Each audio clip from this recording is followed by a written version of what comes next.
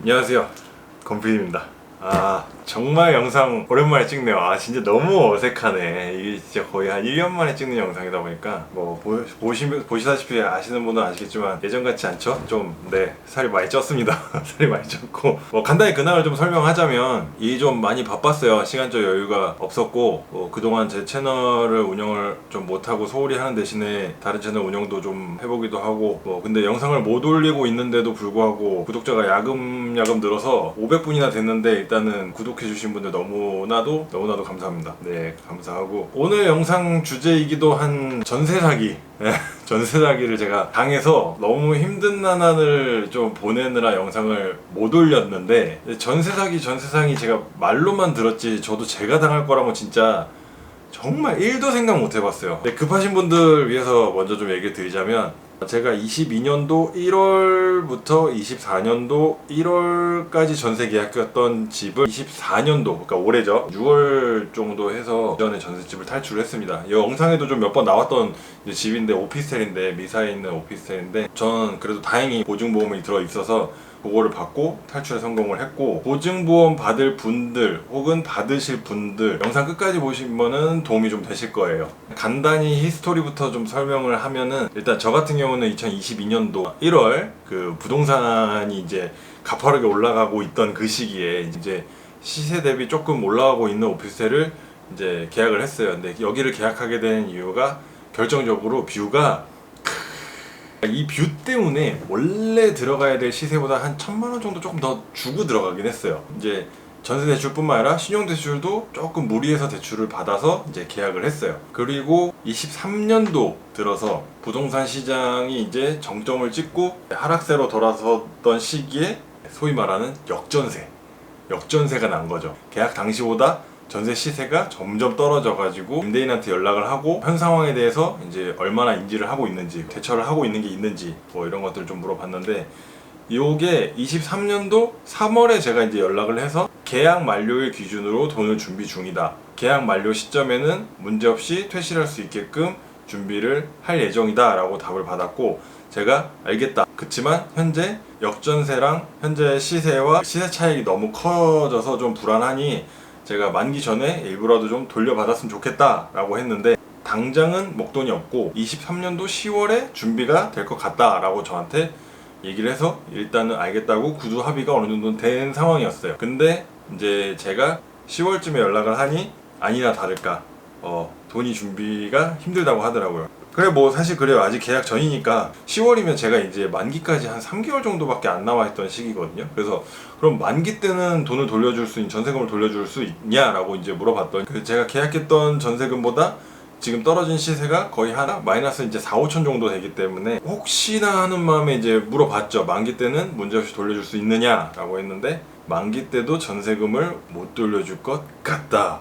그래서 이제 이성의 끈을 놓아버린 거죠. 놓쳤죠. 그래서 이제 18접할 하면서 쌍욕이 나오기 시작하고, 6개월이나 이제 사실 이 사람 말만 먹고 기다린 거잖아요. 기다린 건 그렇다 쳐도 당장 3개월 정도밖에 안 남은 만기 때도 이제 돈을 못 돌려줄 것 같다라는 얘기를 들으니까 눈이 안 뒤집힐 수가 없잖아요. 저한테 이제 책임질 방법이 없으니까, 만기 때 돈을 돌려줄 방법이 없으니 점차 이제 연락이 점점 끊기게 되고 이제 잠수를 타고 그랬었죠. 지금 생각하니까 또 굉장히 좀 많이 빡이 치네요. 많이 빡이 치네. 그때 감정이 좀 다시 돌아오는데, 근데 그렇다고 제가 이제 돈을 묶어도 계속 그 집에 살 수는 없으니까 부랴부랴 이제 제가 보증보험부터 좀 확인을 했죠. 다행히 저는 이제 버팀목 전세자금 대출이라고 해서 그 주택도시보증공사 허그에서 해주는 정부 지원 대출을 받았었고, 전세금이 100% 이제 보장이 보험이 되는, 그래서 100% 이제 받게 되긴 했는데, 여기서 중요한 게 이제 보증보험 받으실 분들, 앞으로 받을 예정이신 분들, 보증보험 허그에 신청을 하실 분들, 진짜 이거 꼭 하나 좀 기억해주세요. 보증보험을 가입해주는 주택도시보증공사는 절대 세입자 편이 아니라는 걸 꼭 좀 알고 가셨으면 좋겠어요. 진짜 요번에 제가 겪으면서 주택도시보증공사가 진짜 내로남불의 끝판왕이구나라는 걸 너무 겪었고, 그 히스토리를 이제 설명을 드리자면, 일단 보증보험은 만기 후에 바로 접수되는 게 아니라 만기 후 한 달이 지난 시점부터 접수가 가능해요. 이미 한 달을 이제 까먹고 시작하는 거죠, 세입자 입장에서.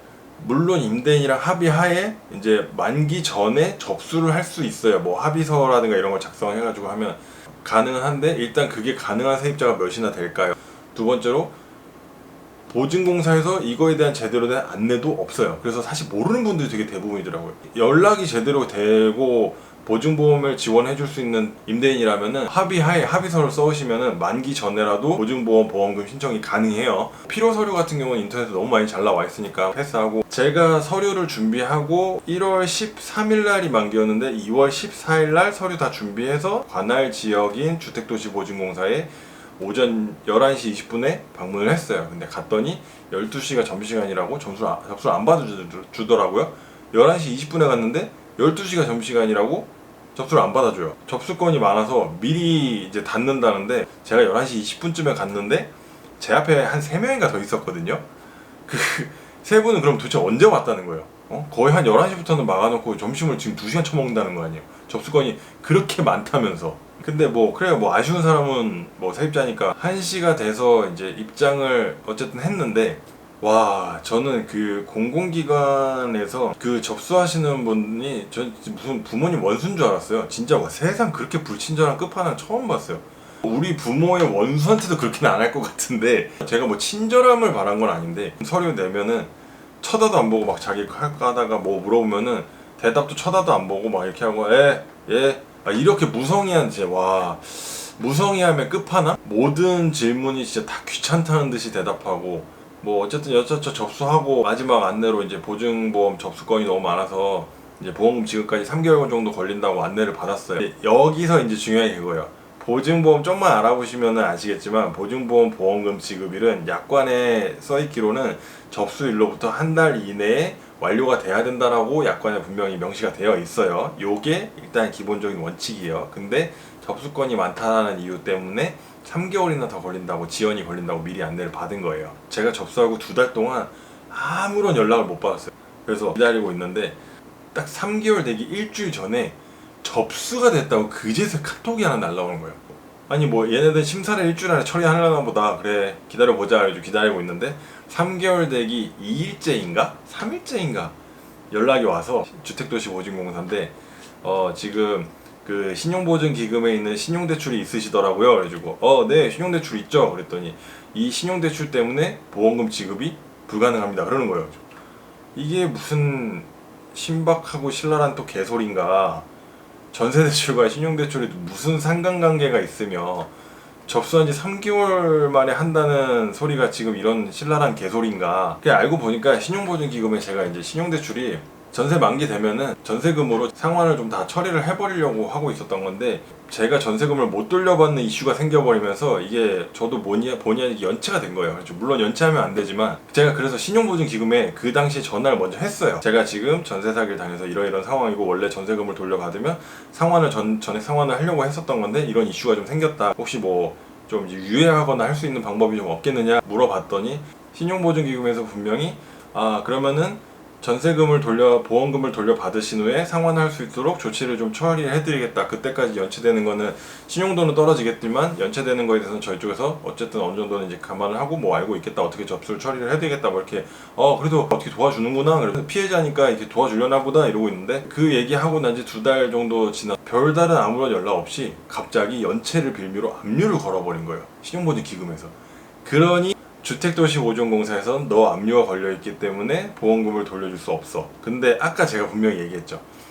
보증보험에서 보험금은 원래 약관상 접수일로부터 한 달 이내에 돌려줘야 된다라고 명시가 되어 있는데, 금액이 제가 받은 신용대출보다 큰 것도 아니고 원래 약관대로 했었으면 돌려줬어야 되는 거고, 근데 이거를 걸고 어떻게든 안 주려고 하는 게 너무 보이는, 날짜는 안 지켜도 되는 거고 자기네들 원리 원칙상 안 줘도 되는 거는 어떻게든 지키려고 하고, 이런 세상 개새끼들이 어딨나. 그렇게 저도 이제 오랜만에 정말 열폭이라는 걸 해본 게 진짜 오랜만인데, 또 어쩌겠어요. 제가 뭐 법적이든 뭐든 물고 늘어지려고 해도 사실 진짜 그 관할 지역에 찾아가려고 그랬어요. 찾아가서 진짜 싹 다 뒤집으려고. 아시겠지만 제가 지금 못 받은 돈이 100만원, 200만원 수준, 1000만원, 2000만원 수준이 아니라 억대예요. 억대. 이건 일반 서민이 막 그냥 뭐 쉽게 뭐 해가지고 벌 수 있는 돈이 아니잖아요. 저한테 너무 소중한 돈이란 말이에요. 뭐 어떻게 하겠어요. 또 결국에는 아쉬운 건 뭐 저잖아요. 2천이 좀 안 되는 금액을 어찌어찌 좀 잘 구해서 먼저 신용보증기금에 상환을 하고 허그에 연락해서 어쨌든 그것까지 이제 해결하고 24년도 6월 12일자로 탈출해서 새로운 보금자리로 오게 됐습니다.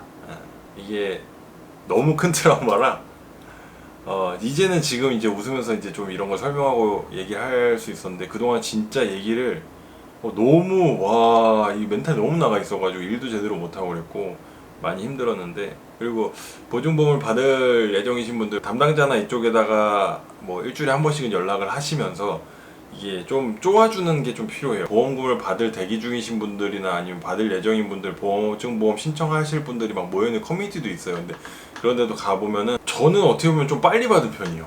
저는 진짜 그 안내 받은 3개월 이전에 제가 진짜 어떻게 보면 지랄을 해서 받은 케이스인 거고, 다른 분들 보면은 3개월 넘어가신 분들도 있더라고요.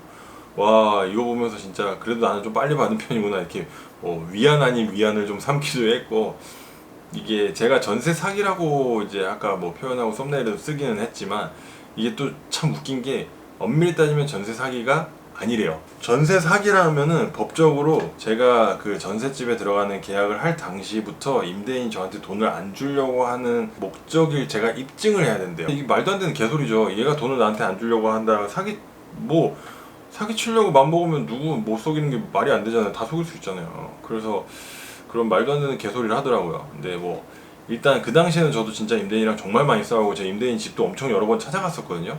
만나지는 못했어요. 여러 번 찾아갔는데도 불구하고 만나지는 못했는데 이사가 다 끝나고 연락이 이제 왔어요. 왜 연락을 하지 못했는지, 왜 날 피했는지, 뭐 그런 것들 얘기를 하고 왜 전세금을 돌려주지 못하는 상황이었는지에 대해서 그제서 이제 자초지종을 많이 설명을 해주시더라고요. 오해 아닌 오해도 좀 많이 풀렸고 안타까웠던 부분도 좀 많이 있었고, 초반에 싸웠던 거에 비하면 이제 그나마 좋게 잘 해결을 했고, 임대인과의 감정적인 건 좀 털어내고, 오히려 주택도시보증공사들이 더 개새끼들이야. 더 개새끼들. 걔네들은 피해자 진짜 1도 신경 안 써요. 그렇게 일단 어쨌든 마무리해서 탈출을 했습니다.